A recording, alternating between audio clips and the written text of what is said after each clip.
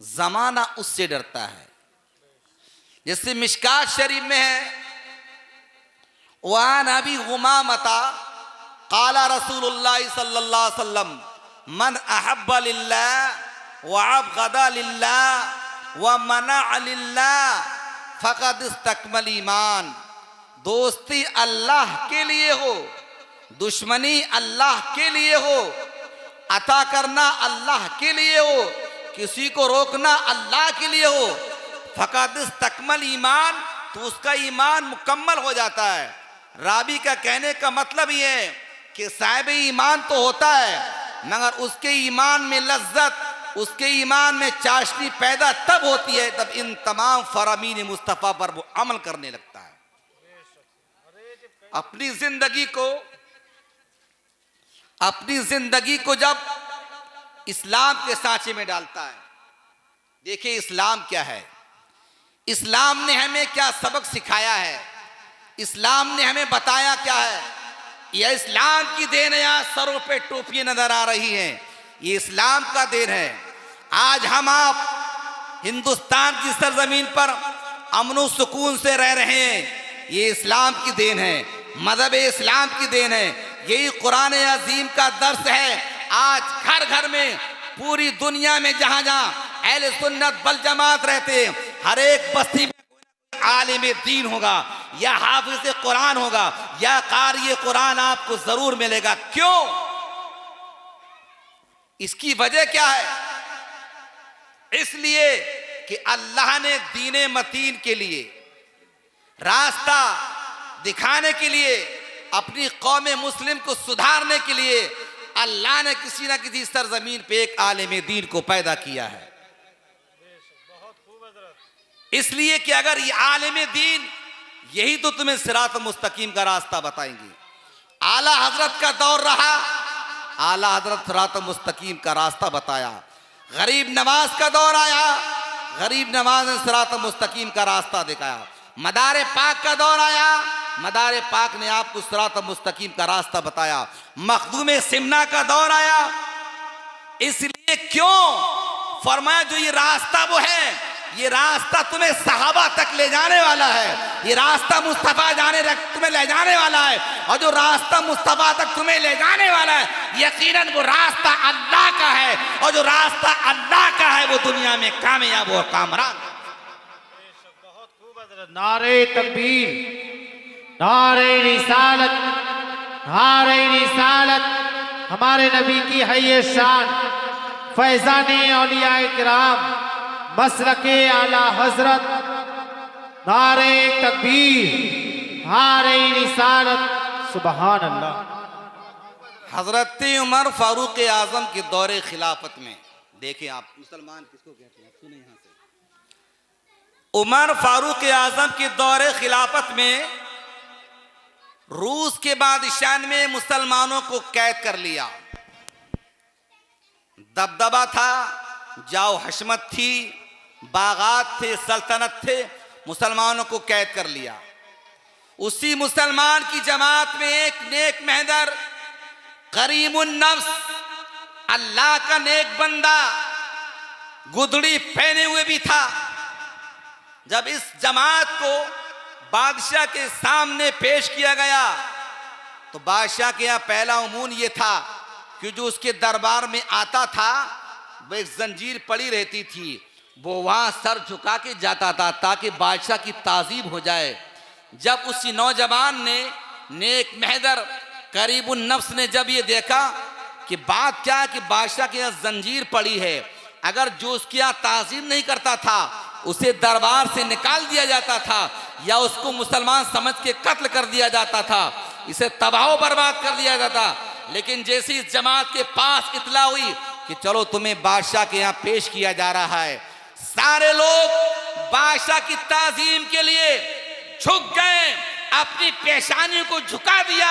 मगर ये मर्द मुजाहिद, ये अल्लाह का मर्द कलंदर जब इसके पास आए तो कहा चलो बादशाह के यहाँ तुम्हें चलना है।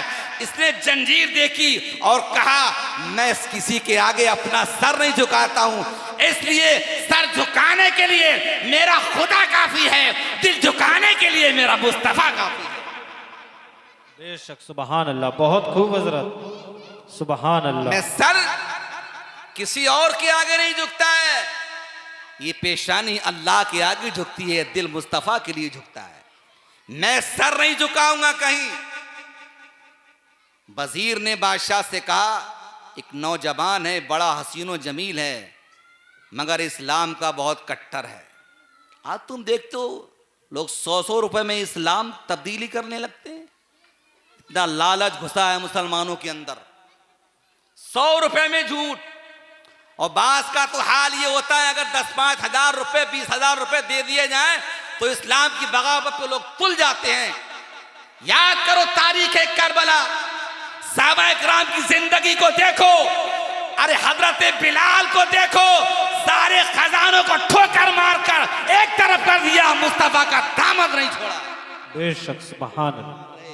और आज हम हैं, आज हमारे यहाँ देखो मुसलमानों का हाल ये होता है, अगर उन्हें कुछ रुपया मिल जाए, कहीं कुंची लग जाए टेढ़ी मेढ़ी कहीं से, और बदलना हो तो मौजू बदल देते हैं, बात बदल देते हैं। लेकिन नहीं, अरे इस्लाम इस्लाम रहता है, इस्लाम नहीं बदलता है, शरीयत नहीं बदलती है, तरीकत नहीं बदलती है। तबीयत अगर बदलोगे तो जमाना तो खुद बदल जाओगे।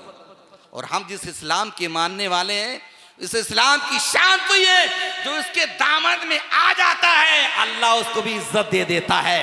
जो इस्लाम से हट जाता है, दुनिया में ऐसा कोई फर्ज नहीं है कि उसे सीने से लगाए तो अपनी इज्जत दे दे। इज्जत तो अल्लाह ने इस्लाम में रखी है, इज्जत तो अल्लाह ने कुरान के पढ़ने वालों में रखी है, इज्जत अल्लाह ने नमाजियों को अता फरमाई है, इज्जत अल्लाह ने गाजियों को अता फरमाई है। बेशक सुबहान अल्लाह। नारे तकबीर, नारे तकबीर, नारे रिसालत, नारे रिसालत। हमारे नबी की है ये शान, फैजाने गौसे आजम, फैजाने औलिया इकराम, नारे तकबीर। बहुत खूब हजरत, सुबहान अल्लाह।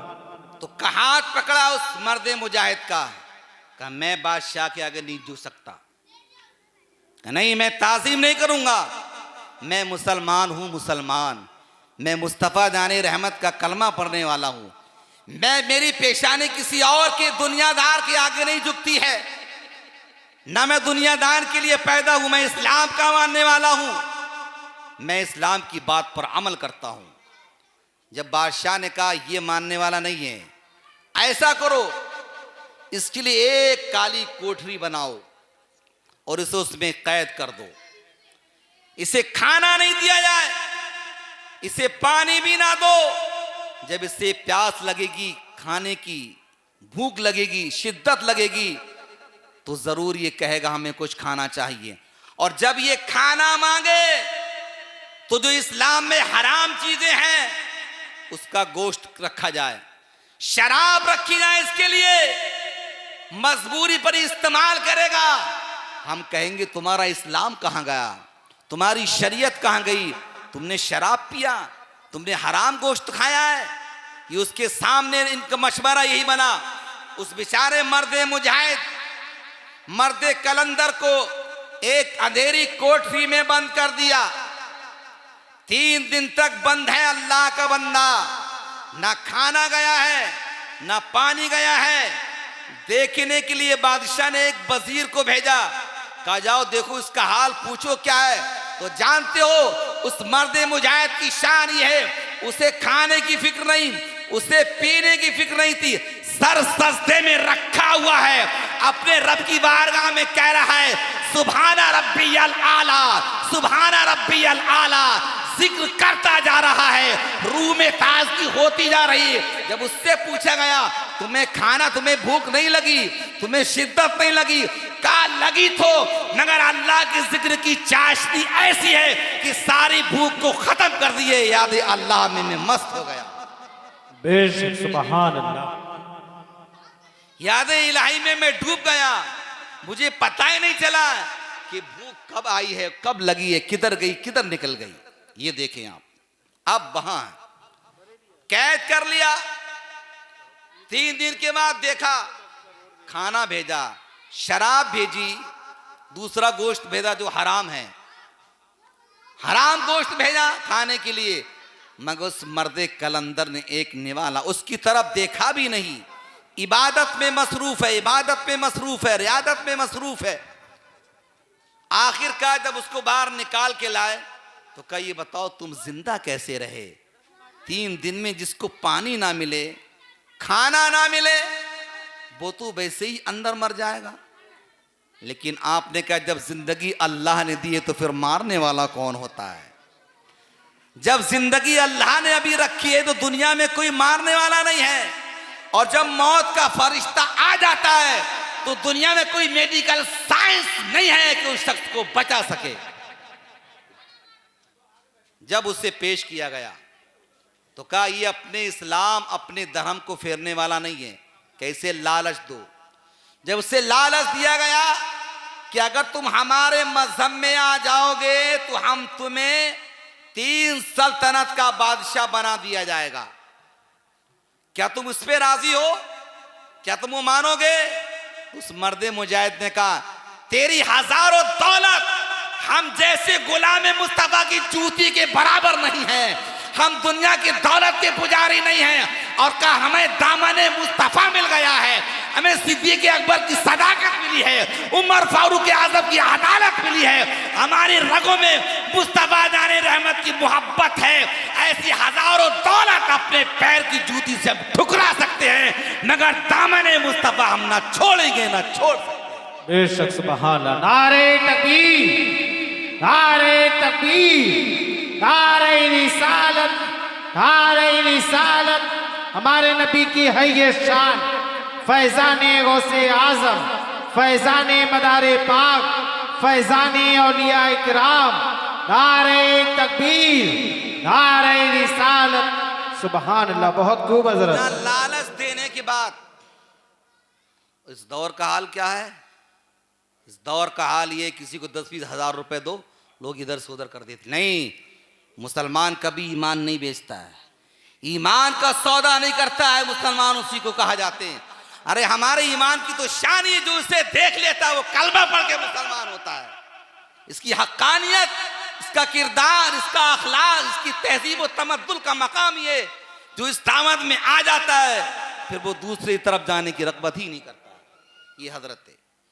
तो जब पेश किया तो उसने इनकार कर दिया। तो लोगों ने कहा ये लालच वाला आदमी नहीं है, इसके दिल में हुजूर की मोहब्बत बस गई है। और जिसके दिल में हुजूर की मोहब्बत बस जाती है वो जान तो दे देगा मगर अपना ईमान नहीं करेगा, ईमान का सौदा नहीं कर सकता है। जब उस शख्स को बादशाह के दरबार में दोबारा लाया गया और कहा तो अपनी पेशानी से मेरे हाथों को चूमो, मैं तुम्हें आजाद करूंगा, मैं तुम्हें अपने दरबार का एक शहंशाह बना दूंगा। तो कहा नहीं, ये नहीं हो सकता है। कहा हम हाथ चूमते हैं अल्लाह वालों के, जिनकी चेहरे से ये झलक लगती है कि अल्लाह वाला है, ये अल्लाह का वली है, उलमा ने रब्बानीन में से है। हम आम के हाथ नहीं चूमते हैं। जब उसे कैद करने निकाला फिर उसे दोबारा ले गए, बादशाह के दरबार में उसे पेश किया गया। तो उन्होंने कहा बताओ तुम्हारे मजहब इस्लाम में अजान कही जाती है, उस अजान का मकाम क्या है? देखो किस तरह अल्लाह हिदायत देता है। जरा मेरे महल में अजान सुनाओ। तुम्हारी अजान की मैंने बहुत तारीफ सुनी है, महल में पढ़ी अल्लाहु अकबर अल्लाहु अकबर अल्लाहु अकबर अल्लाहु